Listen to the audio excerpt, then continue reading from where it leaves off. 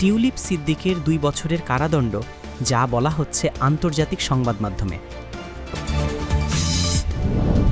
দুর্নীতিই ইউক্রেনের বড় শত্রু, বলেন ট্রাম্প।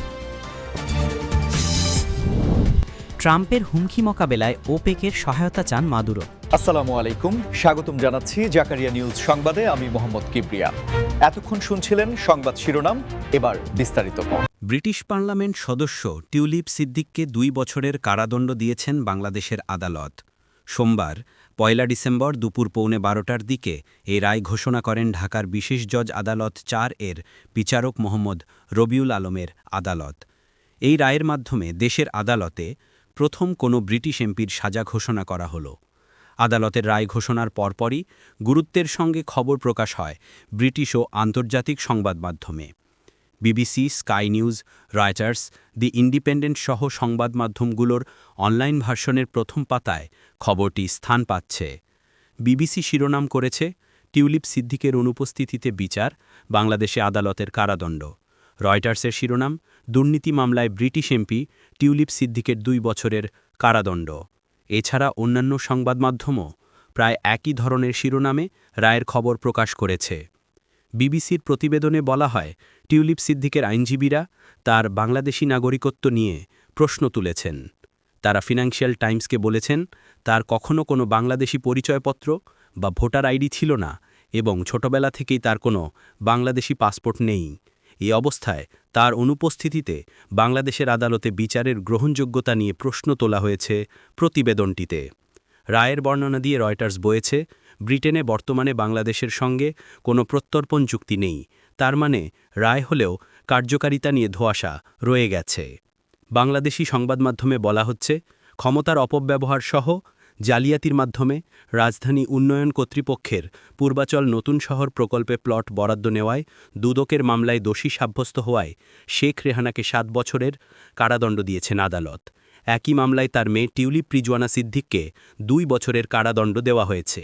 এই মামলায় 5 বছর করে সাজাপ্রাপ্ত আসামিরা হলেন জাতীয় গৃহায়ন ও গণপূর্ত মন্ত্রণালয়ের প্রশাসনিক কর্মকর্তা মোহাম্মদ সাইফুল ইসলাম সরদার, সিনিয়র সহকারী সচিব পুরবী গোলদার, অতিরিক্ত সচিব অলিউল্লাহ, সচিব কাজী ওয়াসিউদ্দিন, রাজুকের সাবেক চেয়ারম্যানের পিএ মোহাম্মদ আনিসুর রহমান মিয়া, সাবেক সদস্য মোহাম্মদ নাসির উদ্দিন, মেজর ইঞ্জিনিয়ার শামসুদ্দিন আহমেদ চৌধুরী অবসার, সাবেক পরিচালক মোহাম্মদ নুরুল ইসলাম, সহকারী পরিচালক মাঝারুল ইসলাম, উপপরিচালক নায়েব আলী শরীফ, সাবেক প্রধানমন্ত্রীর একান্ত সচিব 1 মোহাম্মদ সালাহুদ্দিন এবং সাবেক গৃহায়ন ও গণপূর্ত প্রতিনিধি শরীফ আহমেদ।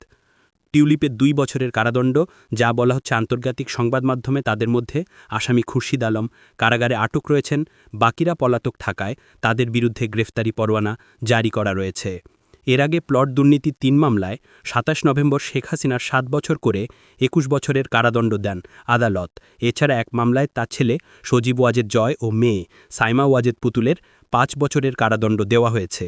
তবে আজকের মামলার রায় নতুন করে সাজা পেলেন শেখ রেহানা ও তার মেয়ে টিউলিপ সিদ্দিক।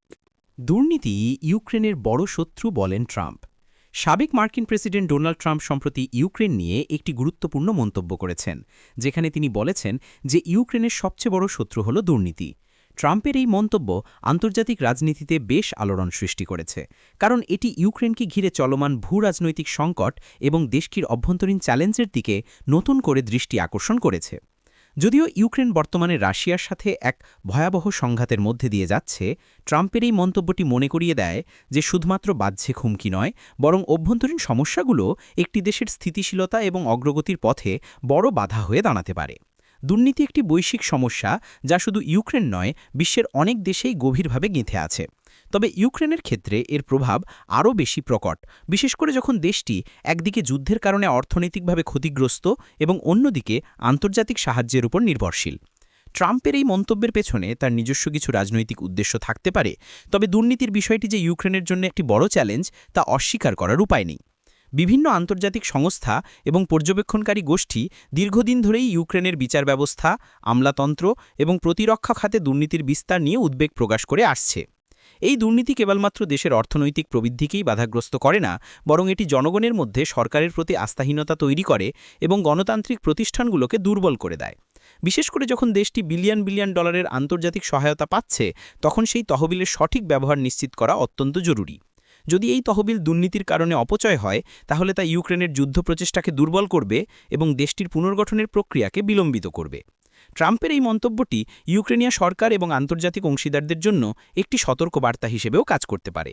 এটি তাদের স্মরণ করিয়ে দেয় যে সামরিক এবং আর্থিক সহায়তা প্রদানের পাশাপাশি দুর্নীতির বিরুদ্ধে কার্যকর পদক্ষেপ নেওয়াও অপরিহার্য। যদিও ইউক্রেন সরকার দুর্নীতির বিরুদ্ধে লড়াই করার জন্য বেশ কিছু সংস্কার কর্মসূচি শুরু করেছে, তবে এই লড়াই এখনও অনেক দীর্ঘ এবং চ্যালেঞ্জিং। স্বচ্ছতা, জবাবদিহিতা এবং আইনের শাসন প্রতিষ্ঠা করা একটি স্থিতিশীল ও সমৃদ্ধ ইউক্রেনের জন্য অপরিহার্য। এই মন্তব্যের ফলে আন্তর্জাতিক মহল এবং বিশেষ করে ইউক্রেনের পশ্চিমা মিত্রদের মধ্যে দুর্নীতির ইস্যুটি আবারও আলোচনার কেন্দ্রবিন্দুতে এসেছে।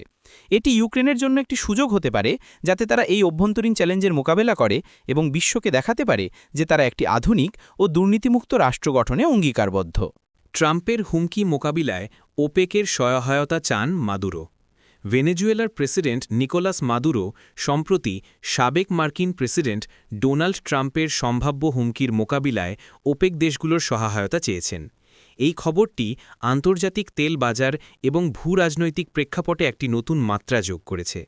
মাদুরোর এই আবেদন ইঙ্গিত দেয় যে তিনি আশঙ্কা করছেন ট্রাম্প যদি আবার ক্ষমতায় আসেন তাহলে ভেনেজুয়েলার উপর যুক্তরাষ্ট্রের চাপ আরও বাড়তে পারে। ট্রাম্পের পূর্ববর্তী শাসন আমলে ভেনেজুয়েলার উপর কঠোর নিষেধাজ্ঞা আরোপ করা হয়েছিল, যার ফলে দেশটির অর্থনীতি ব্যাপক ক্ষতিগ্রস্ত হয়েছিল।